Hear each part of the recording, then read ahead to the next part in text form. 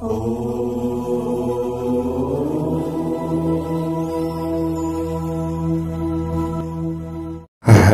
ओम। स्वस्ति श्री गणेशाय नमः।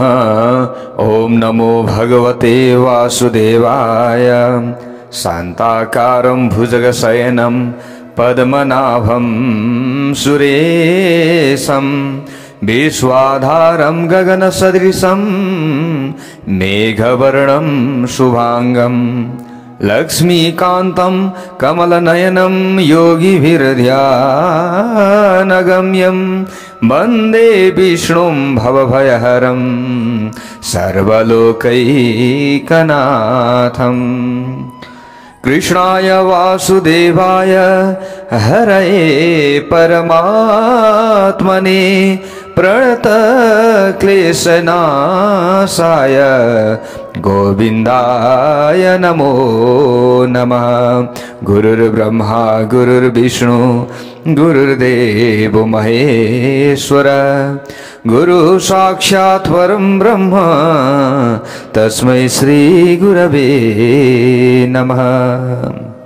चतुर्मास भागवत कथा श्रवण गर्दै गर्दै आउने क्रममा आज तपाईं हामी आजको नयाँ भाग 40 भागमा उपस्थित भइसकेका छौं।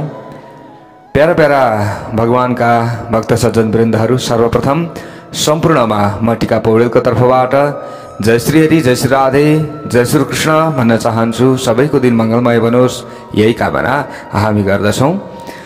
हामीले श्रवण गर्दै थियौं कि जो दक्ष प्रजापतिको शिर थिएन, जो वीरभद्र हुनुहुन्थ्यो, वीरभद्रले शिर त हवन कुण्डमा हवन गरिदिसक्नु भएको थियो। अब भगवान भोले बाबालाई जसो तसो देवताहरूले मनाएर यज्ञशालामा ल्याए। यज्ञशालामा आइसकेपछि भगवान भोले बाबाले भन्नुभयो, ठिकै छ, खोइ त अब यजमान त चाहियो, तपाईहरूले यज्ञ सफल गराइदिनुहोस् प्रभु भनेर भन्नुभयो। तर यज्ञ सफल गराउनका लागि यजमानको आवश्यकता पर्दछ। खोइ यजमान? देवताहरूले देखाए कि धर त यही छ, शरीर त यही छ, तर शिर भने हवन भइसक्यो। अब के गर्ने? भगवान भोले बाबाले भनिदिनु भयो, ल ठिकै छ, कहीँबाट बाख्राको टाउको भेटिन्छ भने ल्याएर जोडिदिन सकिन्छ, ल्याएर आऊ। त्यहाँनिर लिएर आइयो बाख्राको टाउको। त्यस पछाडि दक्ष प्रजापतिको शरीरमा बाख्राको शिर, त्यही पनि उल्टो बनाएर भगवान भोले बाबाले जोडिदिनु भयो मन्त्र शक्तिद्वारा। भगवान भोले बाबाले फेरि त्यो प्राणवायुलाई, जुन जीवात्मा थियो, त्यो जीवात्मालाई खिचेर ल्याएर शरीरमा प्रवेश गराइदिनु भयो। त्यस पछाडि पुनः जो दक्ष प्रजापति थिए, दक्ष प्रजापति निन्द्राबाट उठे जस्तो गरेर उठे। भक्तवत्सल भगवानको जय होस्। उठ्ने बित्तिकै भगवान भोले बाबाको महिमालाई अब दक्षले सम्झे, पुनर्जीवित भए। हेर्नुहोस् है प्यारा भक्त भागवतहरू, त्यस पछाडि सुन्दर स्तुति दक्ष प्रजापतिले यहाँनिर गरेका थिए। हिजो हामीले यसलाई श्रवण गर्यौं। यहाँ दक्ष प्रजापतिले भन्दै थिए कि तपाईले मलाई दण्ड दिन सक्नुहुन्छ, किनकि यो भरपूर अधिकार छ। तपाई त के हुनुहुन्छ? हामीलाई पनि शासन गर्नेवाला हुनुहुन्छ। एक कोही पनि गाई पालन गर्ने व्यक्तिले गाई चराउन लान्छ भने त्यो समयमा अब गाईलाई कुनै पनि जनावर, हिंस्रक जनावरले, वाघ, सिंह आदिले आक्रमण गर्छ भने आफ्नो ज्यान दिएर भए पनि, आफ्नो ज्यान बरु जाओस्, ज्यानको प्रवाह नगरिकन त्यो ग्वालवालले, गाईको संरक्षण गर्नेवाला व्यक्तिले गाईको संरक्षण गर्न खोज्छ र गर्छ। चाहे बाघले आफूलाई खाए पनि बाघलाई उसले धपाउने प्रयत्न गर्छ। तर अब त्यही गाईले फेरि कसैको गएर बाली खान्छ, त्यही गाईले फेरि कहीँ न कहीँ अरूको नोक्सान गरिदिन्छ भने त्यो गाईलाई त्यही ग्वालवालले दण्ड पनि दिन्छन्, यानि कि लौराले पनि गोज्छन्। अब लौराले गोद्दैमा प्रेम कमी हुन्छ त होइन। बाघले आक्रमण गर्दाखेरि आफ्नो ज्यान दिएर बचाउँछन् ग्वालवालले, गाई पालन गर्नेवाला व्यक्तिले। हो त्यसरी नै प्रभु हजुरले मलाई दण्ड दिनु यो मेरा लागि के हुनु लाभ हुनु हो। यसको अधिकार तपाईलाई छ। तद ब्राह्मणान् परम सर्व विपशुपासी पालः पशु निव विभो प्रगृहीत दण्डः। गाई पाल्नेवालाले गाईलाई संरक्षण गरे जसरी र दण्ड दिए जसरी हजुरले मेरा लागि अनुग्रह गर्नुभएको छ। यसरी दक्ष प्रजापतिले भोलेनाथको मधुर मधुर स्तुति गरेका छन्। भक्तवत्सल भगवानको जय होस्। तर अब स्तुति कसरी गरे त? अब बाख्राको मुख थियो। हेर्नुहोस् है प्यारा भक्त भागवतहरू, अब बाख्राको भाषा कसले सम्झिने? भगवान भोले बाबाले सम्झिराख्नु भएको छ र हाँस्दै हुनुहुन्छ। दक्ष प्रजापतिले नि भगवान भोले बाबाको स्तुति गर्दा बम बम बम बम बम बम भन्दा रहेछन् कि। जस्तै बाख्राको बोली त हो बम बम बम बम बम बम हुन्थ्यो। अब त्यसै कारणले गर्दा भगवान भोले बाबा पनि मुसु मुसु हाँस्नु भयो अरे क्या, त्यतिखेर प्रसन्न हुनु भएछ। अब आज भोलि पनि हामी बोलबम जाने भन्छौँ नि, बम बम भोले बम बम भोले भन्छौँ, बम बम बम बम बम बम भन्दै हामी जान्छौँ। बोलबम हो भगवान भोले बाबाको पूजा गर्नका लागि मन्दिरमा हामी जान्छौँ। त्यतिखेर भगवान भोले बाबा प्रसन्न बन्नुहुन्छ अरे। ओहो मेरो ससुराको याद मेरा भक्तहरूले मलाई दिलाइरहेका छन्। भक्तवत्सल भगवानको जय होस्। मलाई ससुराको याद आइरहेको छ। त्यो समयमा जुन समयमा ससुराले बाख्राको मुखद्वारा मेरो स्तुति गर्नुभएको थियो, मलाई त्यसको याद आइरहेको छ भनेर भगवान भोले बाबा प्रसन्न बन्नुहुन्छ अरे र हामीलाई आशीर्वाद दिनुहुन्छ। त्यसैले हामीले बम बम बम बम बम बम भन्नुपर्छ। बम बम भोले। हेर्नुहोस् है प्यारा भक्त भागवतहरू, यस्तो महत्त्व छ। त्यसै कारणले गर्दा यो बम बम भोलेको महत्त्व भयो। हामीले यसरी बुझ्नु पर्दछ। अब हेर्नुहोस् प्यारा भक्त भागवतहरू, जब भगवान भोले बाबा प्रसन्न हुनुभयो त्यतिखेरै फेरि भगवान भोले बाबा रिसाउनु भएको अवस्थामा होइन, प्रसन्न हुनुभएको अवस्थामा लक्ष्मीनारायण भगवान सबैका सामुन्नेमा प्रकट हुनुभयो। बोलौँ लक्ष्मीनारायण भगवानको जय होस्। देख्दा देख्दै देवताहरूका सामुन्नेमा भगवान प्रकट हुनुभयो लक्ष्मीनारायण। तब देवताहरूले लक्ष्मीनारायण भगवानको स्तुति गर्न प्रारम्भ गरे। त्वं क्रतुस्त्वं हविस् त्वं हुतासः स्वयं त्वं हि मन्त्र समिद्धर्भपात्राणि च त्वं सदस्यर्त्विजो दम्पती देवता अग्निहोत्रं स्वधा सोम आज्यं पशु त्वं पुरा गम्रसाय महासुकरो दंश्रया पद्मिनीं वारणेन्द्रो यथा स्तूयमानो नदलीलया योगिभिर्द्युजहरथत्रयी गात्रयज्ञक्रतुः। सबै ब्राह्मण त्यहाँ उपस्थित भएका ऋषि सन्त देवताहरू मिलेर भगवान श्री हरि नारायणको स्तुति गर्दैछन्। हे नारायण, समस्त यज्ञको अङ्ग हजुर नै होइबक्सनुहुन्छ। हजुर नै हुनुहुन्छ। सम्पूर्ण यज्ञहरूको अङ्ग साक्षात् यज्ञ स्वरूप पनि हजुर नै होइबक्सनुहुन्छ। हजुर नै हुनुहुन्छ। हजुर नै के हुनुहुन्छ? हविष्यान्न। हवन गर्ने जुन अन्न हुन्छ नि, यो अन्न पनि हजुर नै हुनुहुन्छ। हविष्यान्न। तपाईँ नै के हुनुहुन्छ? भक्तहरूले खाने हविष्यान्न भोक्ता पनि हुनुहुन्छ। हजुर नै मन्त्र हुनुहुन्छ। हजुर नै समिधा हुनुहुन्छ। हजुर नै कुश हुनुहुन्छ। हजुरले नै पूर्व समयमा जलमा डुबेकी पृथ्वीलाई उद्धार गरिदिनु भएको थियो। गजराजले सरोवरमा प्रविष्ट भएर कमलिनी यानी कि कमललाई उखालेर जान्छ। के गजराजले कमल उखाल्नका लागि धेरै ठुलो कष्ट गर्नुपर्छ त? पर्दैन। तुरुन्त जान्छ, फुत्त उखाल्छ। त्यसका लागि कुनै पनि कष्ट छैन। त्यसरी नै हजुरले जलमा डुबेकी यो धरादेवीलाई पृथ्वीलाई हिरण्याक्षको चङ्गुलबाट छुटाएर उद्धार गरेर हजुरले सबैको कल्याण गर्नुभएको छ। हजुरले सबैको कल्याण गर्नुभएको छ अवश्य। अब त्यतिखेर हजुरले के गर्नुभयो त भन्दा आफ्नो शरीरलाई फड्कार्नु भयो, झननन बनाउनु भयो, आफ्नो शरीरलाई कम्पायमान गराउनु भयो। त्यो समयमा हजुर त वराहको रूपमा हुनुहुन्थ्यो। हजुरले जलमा प्रविष्ट गरेर पृथ्वीलाई बाहिर निकाल्नु भयो, विराजमान गराउनु भयो जलमाथि। त्यस पछाडि शरीरलाई झड्कार्नु भएको थियो त हजुरको रोमकूप धारा पृथ्वीमा झरेको थियो। रौँ झरेको थियो, त्यही रौँबाट कुश प्रकट भएको छ र अहिले सम्पूर्ण यज्ञमा, पितृकार्यमा, देवकार्यमा, हरेक कार्यमा कुशको धेरै ठुलो महत्त्व रहेको छ। घरको नेगेटिभ ऊर्जा हटाउनदेखि लिएर प्यारा भक्त भागवतहरू कुशको त यति ठुलो महत्त्व छ, जुन प्रत्यक्ष हामीले गरेको प्रयोगहरू धेरै छ। जस्तै कुशको जरालाई नि हजुर कसैको पथेरिया छ भने, जस्तै अब पित्तथलीको पथेरिया त अपरेसन नै गर्नुपर्छ प्राय, तर पनि अन्य जस्तै किडनी आदिमा भएको पथेरिया छ भने कुशको जरालाई कुटेर नि ढुट्टो बनाएर एक चम्चा बिहान तातो पानी, मन तातो पानीमा लगाएर हामीले बिहानै पछि खाली पेटमा खाइयो भने हाम्रो पथेरिया पनि जान्छ। हेर्नुहोस्, यो प्रत्यक्ष प्रयोग हामीले गरेका छौँ र लाभ पनि भएको छ, गएको छ। त्यसैले कुशको नि धेरै ठुलो महत्त्व। अब यो औषधीय गुण त धेरै छँदैछ, हामीलाई विद्युतीय तरङ्गबाट पनि जोगाउँछ कुशले। त्यसैले त हामीले यज्ञ गर्दाखेरि, घरमा पूजा गर्दाखेरि पनि गुरुहरूले कुशको औँठी बनाएर लगाइदिनुहुन्छ। हजुरहरूले देख्नु भएको होला, कुशको आसनमा बसेर हामीले जप गर्छौँ।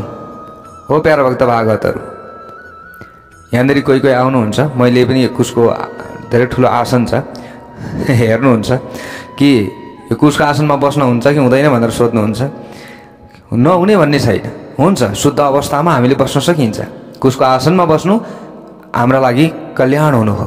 त्यसैले कुशको आसनमा हामीले बस्नु पर्दछ।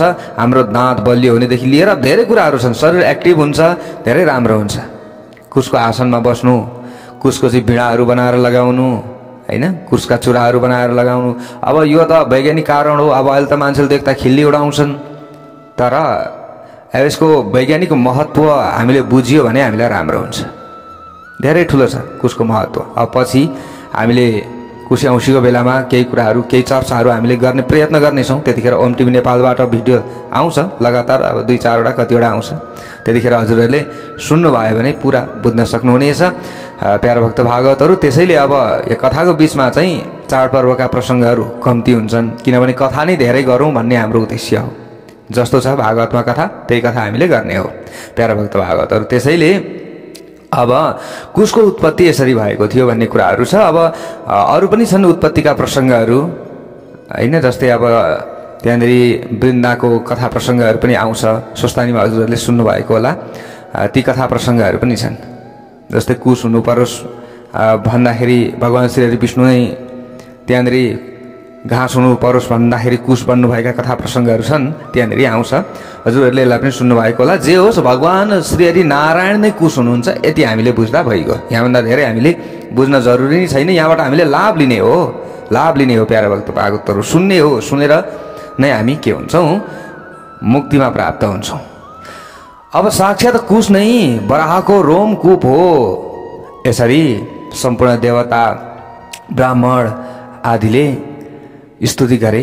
भगवान् श्री नारायण प्रकट हुनु भइसकेपछि अब त्यस पछाडि भगवान् जो श्री हरि विष्णु हुनुहुन्थ्यो, भगवान् श्री हरि विष्णुले यस्तो हामीलाई बुझ्ने कुरा यहाँनिर बोलिदिनु भएको छ श्रीमद् भागवत महापुराणमा।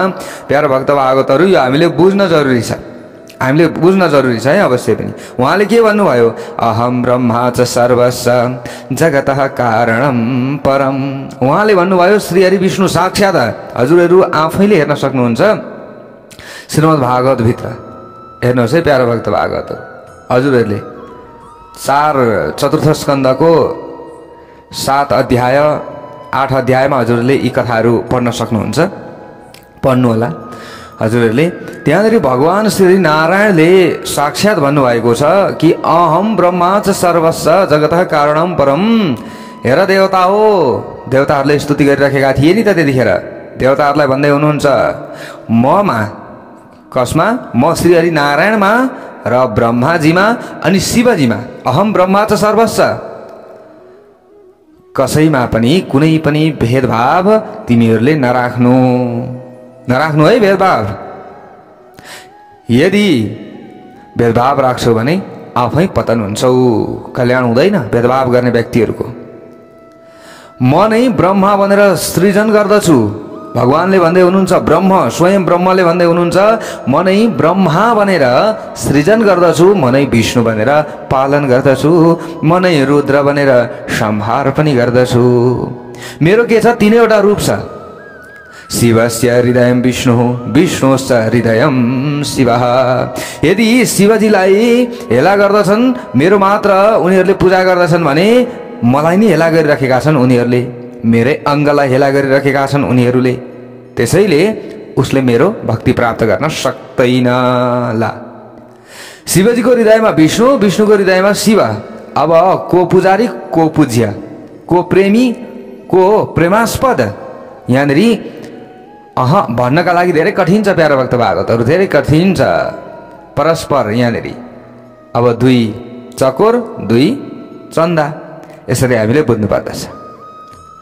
अब हेर्नुहोस् है, भगवान जो भोलेनाथ रामजीलाई आफ्नो मानेर राम कथा भवानीलाई सुनाउनुहुन्छ। राम कथा भवानी हुने पार्वतीजीलाई भगवान भोले बाबाले सुनाउनुहुन्छ। मेरा राम भन्नुहुन्छ उहाँले, राम कथा सुनाउनुहुन्छ। सबैभन्दा पहिला हंस भनेर काग भुसुण्डीको पासमा उहाँ जानुहुन्छ। हेर्नुहोस् प्यारा भक्त भागवतहरू, अब भगवान भोले बाबा भन्दा अरू वैष्णव को छ होला र? सर्वश्रेष्ठ वैष्णव भगवान भोले बाबा। अब कहिले सीताजीलाई लिएर जस्तै अगस्त्य महर्षिको पासमा जानुहुन्छ। रामकथाको परम रसिक हुनुहुन्छ भगवान भोले बाबा। हेर्नुहोस् है प्यारा भक्त भागवतहरू, रचि महेश निज मानस राखा। सबैभन्दा पहिले रामायणको रचना भगवान भोले बाबाले नै गर्नुभएको थियो। भक्तवत्सल भगवानको जय होस्। रामकथाको रचना भगवान भोले बाबाले नै गर्नुभएको थियो। भगवान भोले बाबाले नै गाउनु भएको छ सबैभन्दा अगाडि। यसरी हामीले बुझ्नु पर्दछ। अब यहाँनिर हेर्नुहोस्, शिव भक्तहरूको कुरा आउँछ। सबैभन्दा पहिला भगवान नारायण, नारायण नै शिव भक्त हुनुहुन्छ। अब शिव भक्त पनि यस्तो हुनुहुन्छ कि भगवान श्री हरि नारायण एकचोटि भगवान जो श्री हरि नारायणले कमल चढाउने उहाँले निधो गर्नुभएको थियो। 1000 पुष्प कमल पुष्प चढाउनका लागि उहाँले यो अठोट गर्नुभएको थियो। उहाँले पूजन प्रारम्भ गर्नुभयो। हेर्नुहोस् प्यारा भक्त भागवतहरू, अब पूजन पनि प्रारम्भ गर्नुभयो, तर अन्तिममा 9999 त 1999 त पुग्यो, तर एउटा कमल पुगेन। हेर्नुहोस् है प्यारा भक्त भागवतहरू, एउटा कमल पुगेन। अब त्यहाँबाट उठेर हिँड्न पनि मिलेन। हिँड्यो भने अब पूजा भङ्ग हुन्छ। त्यसैले प्यारा भक्त भागवतहरू, हामी कुनै पनि पूजामा बस्छौँ नि, भर्सक हामीले पूजामा बसिसकेपछि यताउता उठेर हिँड्ने काम गर्नु हुँदैन कि। आफूले सबै सामग्रीहरू ठिक बनाएर बस्ने। अब पुगेन भने पनि फुल चढाइदिने, पुगेन भने अभावै पुष्पम समर्पयामी। तर उठेर हामीले यताउता हिँडिराख्ने काम गर्नु हुँदैन। जे छ प्रभु परमात्माले बुझ्नुहुन्छ।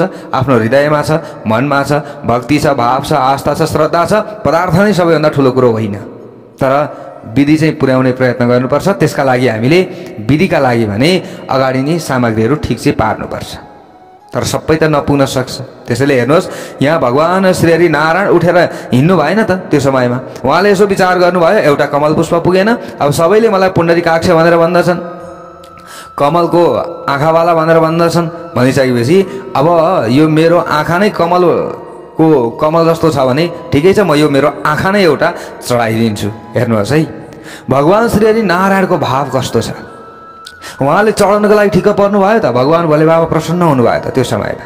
हेर्नुहोस्, त्यसैले हामीले बुझ्नु पर्दछ कि भगवान श्री हरि नारायणका परम उपासक उनी भगवान भोले बाबा, भगवान भोले बाबाका परम उपासक उनी श्री हरि नारायण। हेर्नुहोस्, अब अर्को पनि एउटा हजुरले थोरै कथा बुझ्नु होला, थोरै दृष्टान्त यहाँनिर आउँछ कि जब जो श्री रामजी लङ्कामा विजय प्राप्तिका लागि उहाँले रामेश्वरको स्थापना गर्नुभएको थियो। रामेश्वरको स्थापना गर्नुभयो। अब त्यतिखेर भक्तहरूले सोधे, यो रामेश्वरको अर्थ के हो? भगवान श्री रामजीले भन्नुभयो, रामस्य ईश्वर रामेश्वर। रामको जो ईश्वर हुनुहुन्छ रामेश्वर उहाँ हुनुहुन्छ। उहाँले त शिवलिङ्गम स्थापना गर्नुभएको छ रामेश्वरको रूपमा। हेर्नुहोस् प्यारा भक्त भागवतहरू, उहाँले यति मात्र भन्नुभएको थियो, भगवान भोले बाबा तुरुन्त प्रकट हुनुभयो। हुँदैन हुँदैन, यो अर्थ हुँदैन है, यो अर्थ हुँदैन। भगवान भोले बाबाले तुरुन्त भनिदिनु भयो। अब के हुन्छ त अर्थ? भक्तहरूले फेरि सोधे, राम ईश्वर हो यस्य सह रामेश्वर, राम नै जसको ईश्वर हो त्यसको नाम के हो? रामेश्वर हो। हेर्नुहोस् अब कस्तो अनन्य प्रीति यहाँ, अनन्य। हेर्नुहोस् यहाँ कस्तो प्रेम छ यहाँनिर। अब रामजीलाई नै ईश्वर सिद्ध गरिदिनु भयो त भगवान भोले बाबाले। अब हामीले कहाँनिर भेद राख्ने? त्यसैले कुनै पनि प्रकारको भेद राख्नु हुँदैन। यहाँनिर जो भगवान श्री हरि विष्णुले साक्षात यी वचनहरू बोल्नु भएको छ। रामस्तत्पुरुषं ब्रूते बहुव्रीहि महेश्वरः, रामेश्वर पदे प्राप्ते मुनयः कर्मधारयम्। अब भगवान शिवजी के हुनुहुन्छ? संहारका देवता हुनुहुन्छ। हामीले बुझ्नु पर्दछ भगवान शिवजी संहारका देवता हुनुहुन्छ। उहाँ चाहिँ अलिकति हल्का कालो कालो खालको सावला स्वरूपवाला उहाँ हुनुपर्ने थियो, हलुका कालो खालको उहाँ हुनुपर्ने थियो। तर भगवान श्री हरि नारायण हलुका थोरै कालो कालो खालको वर्णको हुनुहुन्छ, कालो निलो खालको वर्णको हुनुहुन्छ उहाँ। हेर्नुहोस् है, यो स्वरूप चाहिँ श्री उनी शिवजीको हुनुपर्ने थियो। तर उहाँको स्वरूप चाहिँ गौराङ्ग छ, एकदम कपुरको जस्तो उहाँको स्वरूप छ। जसको स्वरूप चाहिँ जो पालनकर्ता हुनुहुन्छ भगवान श्री हरि नारायण, उहाँको यो स्वरूप हुनु पर्थ्यो। तर जुन नारायणको स्वरूप हुनु पर्थ्यो सेतो, त्यो चाहिँ गौराङ्ग स्वरूप शिवजीको छ। अब जो शिवजीको चाहिँ नीलवर्ण हुनु पर्थ्यो अथवा बादलको जस्तो स्वरूप हुनु पर्थ्यो, तर त्यो स्वरूप चाहिँ भगवान श्री हरि नारायणको छ। हेर्नुहोस् भगवान शिवजीलाई भनिन्छ कर्पूर गौरम करुणावतारम संसार सारम भुजगेन्द्रहारम सदा वसंतम हृदयारविन्दे भवम भवानी सहितम नमामि। अब यता भगवान श्री हरि नारायणलाई हेरौँ त, उहाँलाई के भनिन्छ? उहाँलाई के भन्छन् भन्दा नील सरोरुह नीलमणि नील नीलधर श्याम लाजहि तन शोभा निरखी कोटि कोटि शतकाम। अब जो गोरो हुनुपर्ने ऊ श्याम सामला, जो श्याम सामला हुनुपर्ने ऊ चाहिँ गोरो। यो उल्टो कसरी भयो त भन्दा भगवान श्री हरि नारायणले शिवजीको सतत ध्यान गर्नुहुन्छ। ध्यान गर्दा गर्दै गर्दा गर्दै गर्दा गर्दै शिवजीको जुन त्यो स्वरूप थियो, त्यो सबै त्यो रङ थियो, त्यो रङ चाहिँ भगवान श्री हरि नारायणमा समाहित भएको छ, त्यता सरेको छ। हेर्नुहोस् अब भगवान शिवजीले सतत ध्यान श्री हरि नारायणको गर्नुहुन्छ। उहाँको ध्यान गर्दा गर्दा गर्दा गर्दा गर्दा गर्दा उहाँ गौराङ्ग रूपको हुनुभएको छ। हो भगवान नारायणको जुन त्यो वर्ण छ त्यो वर्ण त्यतापट्टि सरेको छ। हेर्नुहोस् है प्यारो भक्त भागवतहरू, कमलकोटीले जस्तै किरालाई चाहिँ एउटा माटोको चाहिँ टोप्रो बनाएर त्यसभित्र लगाउँछ र बन्द गरेर बाहिरबाट घुमिरहन्छ। त्यो किराले चाहिँ कमलकोटीको स्मरण गरिरहन्छ, अन्तिममा त्यही कमलकोटी बन्छ। हो कि होइन प्यारो भक्त भागवतहरू? हो त्यसरी नै श्री हरि नारायणले यता भगवान शिवजीको ध्यान गर्नुभयो। उहाँको चाहिँ जुन त्यो रूपको रङ छ त्यो यतापट्टि सर्यो नारायणपट्टि। अब भगवान शिवजीले नारायणको ध्यान गर्नुभयो, त्यताको रूप त्यता सर्यो। यसरी हामीले बुझ्नु पर्दछ। हेर्नुहोस् कति अनन्य प्रीति छ। तर भक्तहरूमा भने कहीँ न कहीँ यो भेद दृष्टि छ। यो सबै भगवानको माया हो। यसरी भेद दृष्टि राख्यो भने अन्तिममा गर्तमा हामी पर्छौँ। भक्तवत्सल भगवानको जय होस्। यसरी भेद दृष्टि राख्नु हुँदैन, यो उचित छैन है। भगवान श्री नारायणले साक्षात् श्रीमद् भागवत महापुराणमा भनिदिनु भएको छ प्रकट भएर। हेर्नुहोस् यसरी यहाँनिर भगवान श्री नारायण पनि प्रकट हुनुभयो। सबै देवताहरू पनि प्रसन्न भए। प्यारो भक्त भागवतहरू, यहाँ मैत्रेयजीले विदुरजीलाई भन्नुहुन्छ यही कारण थियो कि सतीले देह त्याग गर्नु परेको कारण यही थियो। यसरी सती देवीको देह त्याग भएको थियो। अब उता दक्षको यज्ञ पनि पूर्ण भएको छ। सबै त्यहाँ प्रकट हुनुभएका सम्पूर्ण देवी देवताहरू आफ्नो अब धामतिर जानुभएको छ। अब पछाडि के भयो त भन्दा जो हिमालय पुत्री पार्वती को रूपमा उनी सतीदेवी प्रकट हुनुभयो। त्यस पछाडि उहाँले घोर तपस्या गर्नुभयो, भगवान भोले बाबालाई प्रसन्न बनाउनु भयो। त्यस पछाडि फेरि हिमालय पुत्री पार्वतीको विवाह भगवान भोले बाबासँग धुमधामका साथमा भएको छ। भक्तवत्सल भगवानको जय होस्।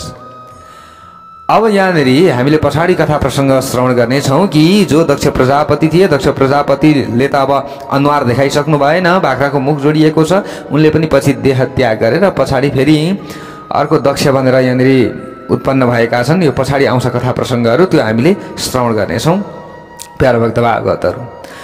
अब अगाडि गएर यहाँनिर प्यारो भक्त भागवतहरू ध्रुव चरित्र हामीले श्रवण गर्नेछौँ। अत्यन्त राम्रो छ अब ध्रुव चरित्र। यहाँनिर माता सतीको पावन चरित्र मैत्रेय मुनिले विदुरजीलाई श्रवण गराउनु भयो।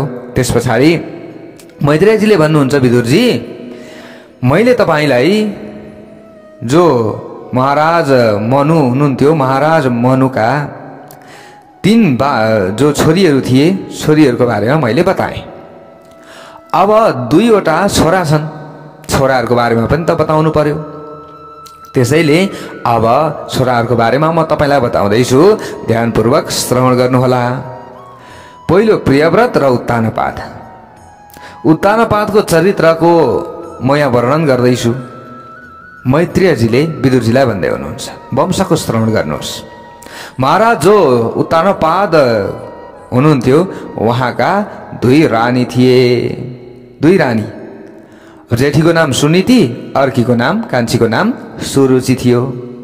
जाए उत्तानपादस्य सुनीति सुरुचि स्तयोः सुरुचिः प्रेयसी पत्युर नेतरा यत सुतो ध्रुवः। अब 2 रानीहरू थिए, 2 रानीहरूबाट एक सन्तान भए, छोरै छोरा भए। फेरि हेर्नुहोस् है प्यारो भक्त भागवतहरू। अब जो जेठी रानी सुनीतिका छोरा ध्रुव, कान्छी रानी सुरुचिबाट उत्तम नाम गरेका 2 जना छोरा जन्मिए। अब हामीले विचार दियौँ, हामीले ध्यान दियौँ कि उत्तानपाद हामी नै हौँ। हामीले यसरी बुझ्नु पर्दछ।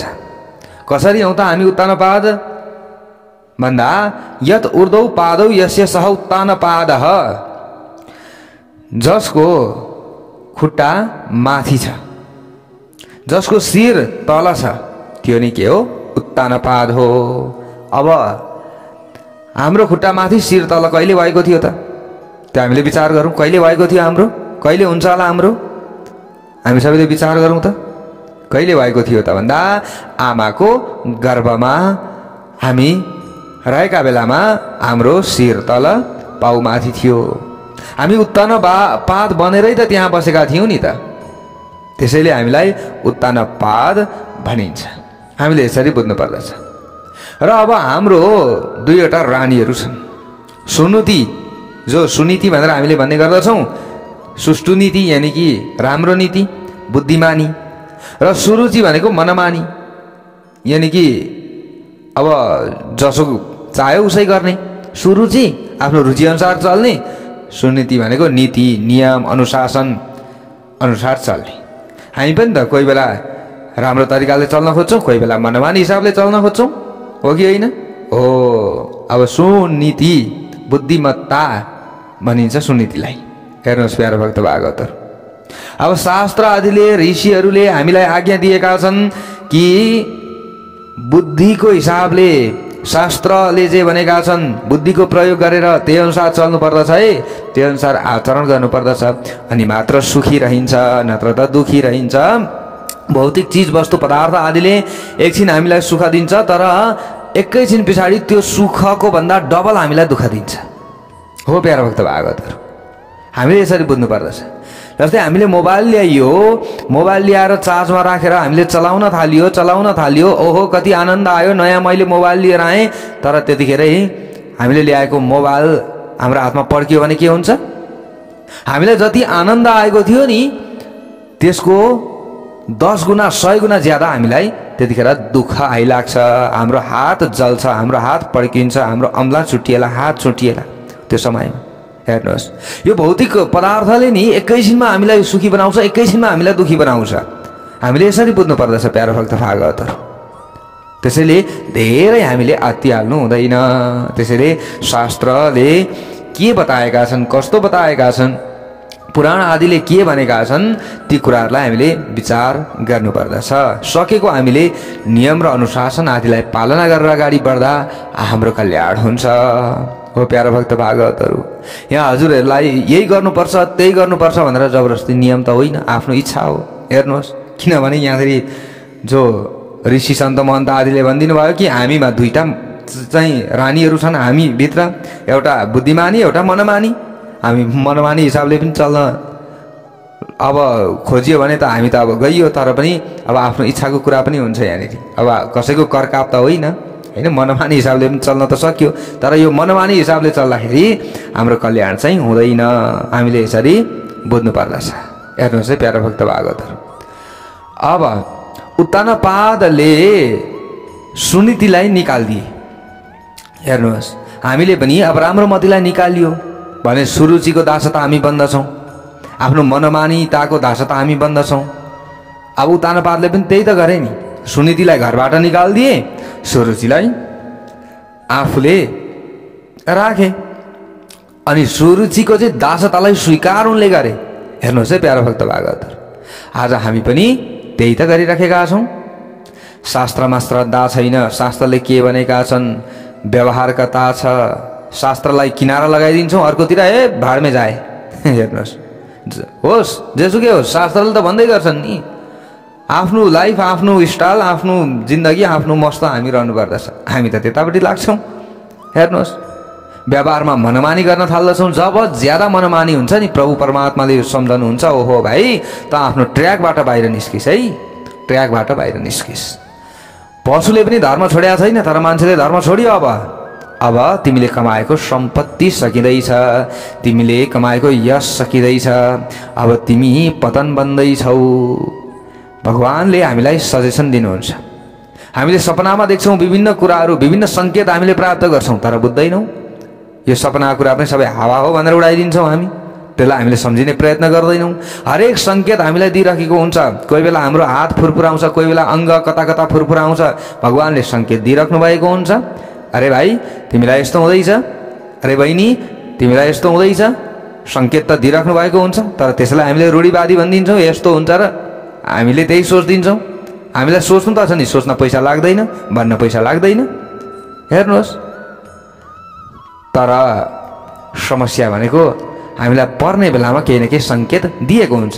जस्तै जस्तै किडनीमा समस्या पर्यो भने पनि त केही न केही सङ्केत दिएको हुन्छ नि, छिटो छिटो पिसाब लाग्ने, होइन, अनि तपाईँको चाहिँ हातखुट्टा सुन्निन थाल्ने, अनि पिसाबबाट चाहिँ प्रोटिनको मात्रा ज्यादा जाने, अब खुन जान सक्छ कोही बेला, धेरै समस्या पर्यो भने सङ्केत त दिया हुन्छ नि, तर त्यसलाई हामीले हेलचेक नै गरियो, डक्टरको पासमा गइएन भने त हामी त अब मर्ने अवस्थामा पुग्छौँ त। तर बेलैमा हामीले उपचार गरियो भने हामी बच्छौँ कि बच्दैनौँ? बच्छौँ। हेर्नुहोस् प्यारो भक्त भागवत, सङ्केत दिएको हुन्छ। हरेक समस्या आउँदैछ तिमीलाई भनेर केही न केही सङ्केत दिएको हुन्छ। हरेक समस्याको समाधानका लागि जन्मिँदै हामीले कुण्डली लिएर आएका हुन्छौँ।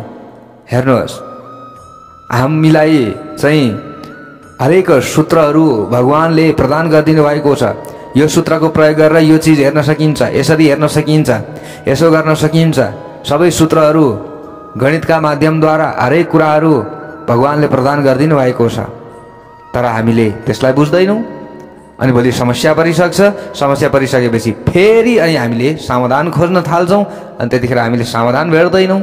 समाधान त हुन्छ समस्याको, हरेक समस्याको समाधान त हुन्छ, तर त्यो समाधान गर्दा नगर्दा हाम्रो जीवन अन्तिम भइसक्छ। हेर्नुहोस्, त्यसैले यो कुरा हामीले विचार गर्नुपर्दछ। शास्त्रलाई किनारा लगाउने होइन है, शास्त्रलाई आफूभित्र राख्ने प्रयत्न गर्नुपर्दछ। यहाँ त हरेक व्यक्तिहरूले आफ्नो स्वार्थका लागि कर्म गर्छन्। यो शास्त्रले भन्दै गर्छन् नि, आफ्नो हिसाबले काम गर्नुपर्छ नि भन्दै गर्छन्, तर त्यसरी हुँदैन। यदि त्यसरी हुन्थ्यो भने यो नीति नियम किन बन्थ्यो, कानुन किन बन्थ्यो? हेर्नुहोस्, यो शास्त्रहरू किन बन्थे? शास्त्रै नभएको भए पनि त हुन्थ्यो नि, होइन र? तर होइन है, चाहिन्छ है। यो अनुसार हिँडाए भनेर भगवानले हाम्रो कल्याणका लागि त यी निर्माण गरिदिनु भएको छ। हेर्नुहोस्, भगवान श्री नारायण नै वेदव्यास भनेर प्रकट भएर हाम्रो कल्याणका लागि यी इतिहास पुराणहरू राखिदिनु भएको छ। यसभित्र हरेक नीति नियमहरू छन्, विधिहरू छन्। भगवानको पूजा कसरी गर्ने, कुन चाडपर्वमा के गर्ने, कसरी पूजा गर्ने, कसो गर्ने, हरेक कुराहरू त छन् नि, छैनन् र? हो, अब तिनीहरूलाई हामीले किनारा लगाउँछौँ भने अब हामी पनि किनारा लाग्दैछौँ। हामीले यो कुरा बुझ्नु पर्दछ प्यारो भक्त भागवतहरू। हामीले अब यहाँ सम्झनु पर्दछ। हामीलाई सम्झाउने वालाको सुनीति, हामीलाई हरेक गल्तीमा सम्झाउँछिन् सुनीतिले।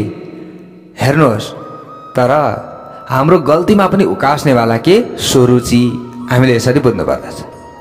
अब उत्तानपादको कल्याण त सुनीतिको पुत्र ध्रुवद्वारा नै भयो कि भएन? हामीले कथामा सुन्छौँ है पछि गएर। उत्तानपादको कल्याण सुनीति पुत्र ध्रुवद्वारा नै हुन्छ कि सुरुचि पुत्रबाट उद्धार हुँदैन? हेर्नुहोस्, उता आफै मर्छन्, आफै भस्म हुन्छन् जलेर। त्यो कथा हामीले अगाडि सुन्नेछौँ। आजको कथा प्रसङ्ग यति मात्र। भोलि अन्य कथा प्रसङ्गमा अगाडि बढ्नेछौँ। भक्तवत्सल भगवानको जय होस्।